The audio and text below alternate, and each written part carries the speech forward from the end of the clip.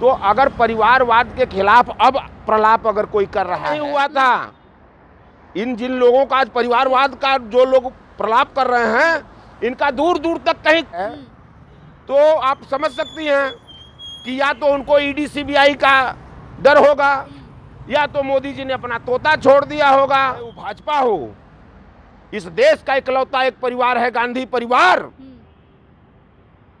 उसका नाम उसको लेना ही पड़ेगा, चाहे समर्थन में ले या विरोध में। कायम हुआ है और लोकतंत्र कायम होने वो भी कांग्रेस ने किया है। लोकतंत्र कायम कांग्रेस ने शर्म है, अगर गैरत है तो कम से कम जो विश्व गुरु बना रहे हैं आपके अंधभक्त आपको, आपके पास मजदूरों के देने के लिए यहाँ मजदूरी नहीं है, काम नहीं है, तो पढ़े लिखे बेरोजगारों को आप क्या दोगे? चाहे वो कहीं का कोई मुख्यमंत्री हो या प्रधानमंत्री हो, उसी अधिकार के तहत राम मंदिर और मस्जिद के वजह से नहीं पा गया है। वो लोकतांत्रिक अधिकार में कांग्रेस ने दिया था कि 5 साल के लिए कि 10 साल तक नहीं लगवाए, अपने काम को नहीं बताए, सिर्फ हिंदू मुस्लिम करते रह गए, मंदिर मस्जिद करते रह गए। नहीं कर रही है जनता, नहीं कर रही है। ये 2-4 तो जो ये गाने बजाने वाले, नाचने वाले कंगना रणावत जैसे लोग हैं, जो गाना बोलते हैं, मोदी जी बोलते हैं कि इस देश में 50 साल हम शासन करेंगे। यह अहंकार उनके अंदर कैसे आ गया, जब लोकतंत्र में जनता 5 साल के लिए आपको अधिकार देती है, 5 साल के। और शर्म इस बात पर आती है कि इतनी गंदी राजनीति इस देश में भाजपा कर रही है। इस भाजपा की गंदी राजनीति से निजात दिलाने के लिए ही राहुल गांधी ने न्याय यात्रा, और इस देश की आवाम की लड़ाई लड़ते हुए अगर राहुल गांधी जी को जेल जाना होगा तो इस देश की करोड़ों जनता, जेल कम पड़ जाएगा भारत। अरे जेल तो तुम क्या भेजोगे? तुम्हारी मिजाज क्या है, तुम्हारी औकात क्या है? पहले राहुल गांधी के आगे पहले तुम अपने को देखो कि तुम्हारी क्या औकात है। नमस्कार, मैं पूनम गौतम और आप देखना शुरू कर चुके हैं डिजिटल न्यूज़ नेटवर्क। इस वक्त की बड़ी खबर, नीतीश कुमार का परिवारवाद पर हमला। क्या ये हमला एनडीए में शामिल होने का कहीं ना कहीं संकेत दे रहा है? हमारे साथ मौजूद है शशि उपाध्याय जी, इनसे बातचीत करेंगे कि इनका क्या कहना है। गठबंधन है, आप लोग कह रहे हो कि इंडिया गठबंधन बना हुआ है, लेकिन नीतीश कुमार परिवारवाद पे हमला बोल रहे हैं। देखिए एक चीज़ बता दें, इंडिया गठबंधन का खुला निमंत्रण जी कांग्रेस पार्टी की पहल रही है। हमने पहल किया, मतलब कांग्रेस पार्टी ने पहल किया था जी। और ये कहा कि जो भी इस विध्वंसक विचारधारा के खिलाफ जो आज देश में राज कर रही है, जो आरएसएस और बीजेपी की विध्वंसक विचारधारा है, इसके खिलाफ जो भी अगर मेरे साथ आना चाहता है उसका वेलकम है, उसका स्वागत है, और आइए हम सारे लोग मिलकर इनसे मुकाबला करें, उनसे लड़ेंगे। लेकिन गठबंधन में सब टूटता नजर आ रहा है। मेरी बात सुनिए, अब आती है बात, कहीं कुछ टूटता उठता नजर नहीं आ रहा है।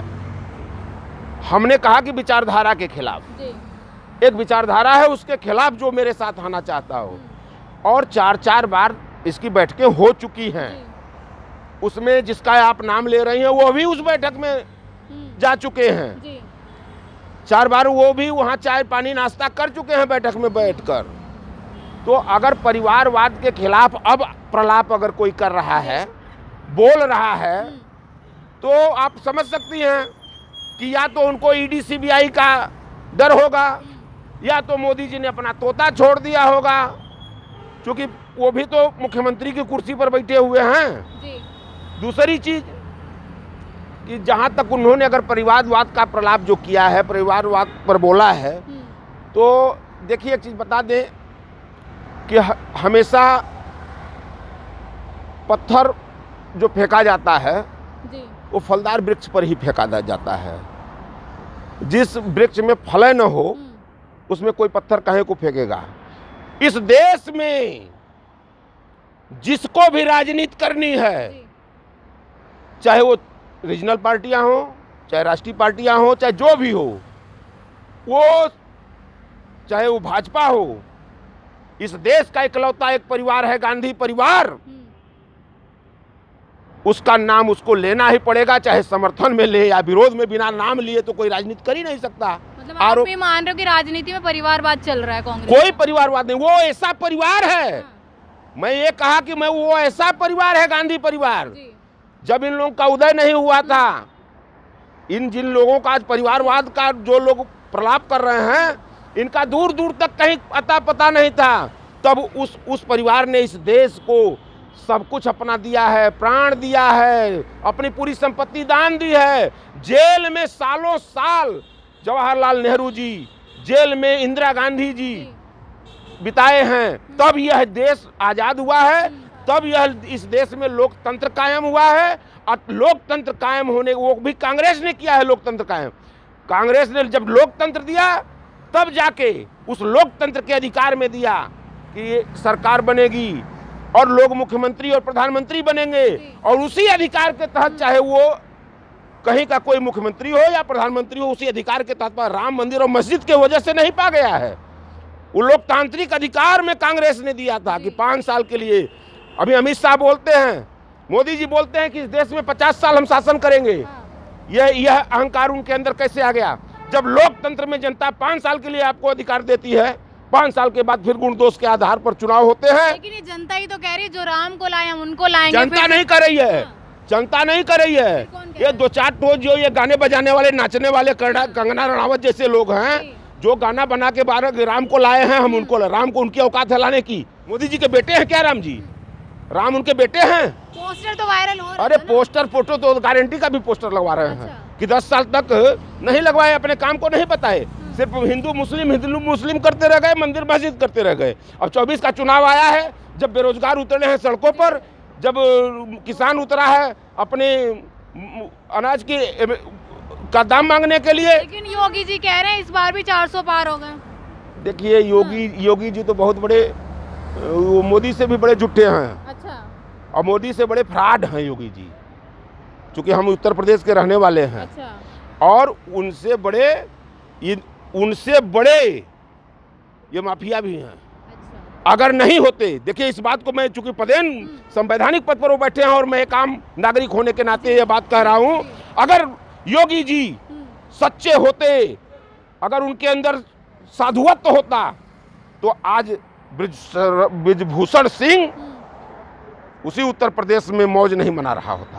क्लीन चिट मिल गई ना उनको। किस चीज की क्लीन चिट मिल गई? किस चीज की क्लीन चिट मिल गई है? आपकी प्रशासन, आपका न्यायपालिका आपकी, ले लीजिए सब कुछ।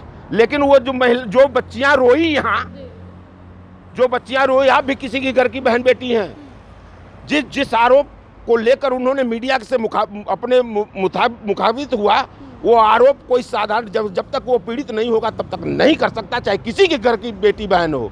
वो जो बेटियां रोई है पूरा देश देखा है। और तुम अपने सरकार और दबंगई के बल पर कह रहे हो ब्रिजभूषण सिंह, अरे वो तो कह रहे थे कि उसने भी बलात्कार नहीं किया, सेंगर ने। वो तो कह रहे हैं कि टेनी के बेटे ने किसानों पर जीप से रौंदा ही नहीं, तो कौन रौंद दिया? 2024 में क्या होगा? क्या भारत जोड़ो न्याय यात्रा निखर के आएगी? एक चीज आपसे हम बता दें कि जब इस देश में यात्राएं हुई हैं, हम राजनीतिक यात्रा की बात नहीं कर रहे हैं। आदि शंकराचार्य ने भी इस देश को नापा था, कन्याकुमारी से कश्मीर तक, और पूरे हिंदुस्तान को उन्होंने भी नापा था। तब ये बदलाव हुए थे, धार्मिक बदलाव हुए थे, सामाजिक बदलाव हुए थे। यात्राएं जब भी हुई हैं और न्याय संगत यात्राएं हुई हैं, समाज के हित के लिए यात्राएं हुई हैं, तो एक बहुत बड़ा परिवर्तन देश में हुआ है।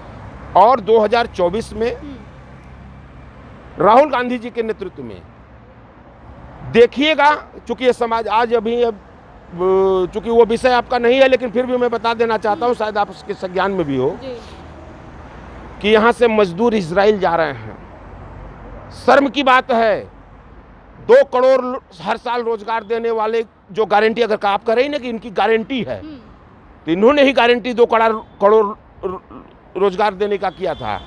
अगर ये दिया होता तो आज हमारे मजदूर, वो भी इजराइल जैसे देश में जहां पर आज स्थितियां क्या हैं पूरे देश, पूरे विश्व को पता है, कोई जाना नहीं चाहता, और यहाँ से मजदूर विवश होकर कि मर भी तो यहाँ भी रहे हैं भुखमरी से, तो चलो वहीं, तो यहाँ से जा रहे हैं। और ये मोदी जी, शर्म है, अगर गैरत है तो कम से कम जो विश्व गुरु बना रहे हैं आपके अंधभक्त आपको, तो ये चीज देखिए। और भारतवर्ष, भारत माता के मुंह पर कालिख मत पोतवाइए। जब आपके पास मजदूरों के देने के लिए यहाँ मजदूरी नहीं है, काम नहीं है, तो पढ़े लिखे बेरोजगारों को आप क्या दोगे? उन किसानों को क्या दोगे? उन महिलाओं को क्या दोगे? ये कालिक पुत रही है और पूरा विश्व में इनकी जो इनके अंधभक्त कहते हैं कि डंका बज रहा है। हकीकत यह है कि पूरे विश्व में भारतवर्ष की नाक कट चुकी है। आपके रुपए को कोई लेने को तैयार नहीं है। आपकी आर्थिक स्थिति वहां पहुंच चुकी है। आपके देश में विदेशी आज के डेट में, जो हम बनारस के रहने वाले हैं, इतने विदेशी हमारे बनारस में आते थे, घाटों पर सवेरे से शाम तक घूमते फिरते मिलते थे।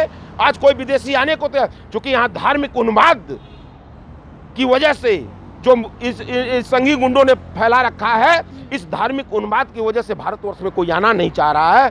शर्म आती है, और शर्म इस बात पर आती है कि इतनी गंदी राजनीति इस देश में भाजपा कर रही है। इस भाजपा की गंदी राजनीति से निजात दिलाने के लिए ही राहुल गांधी ने न्याय यात्रा निकाला।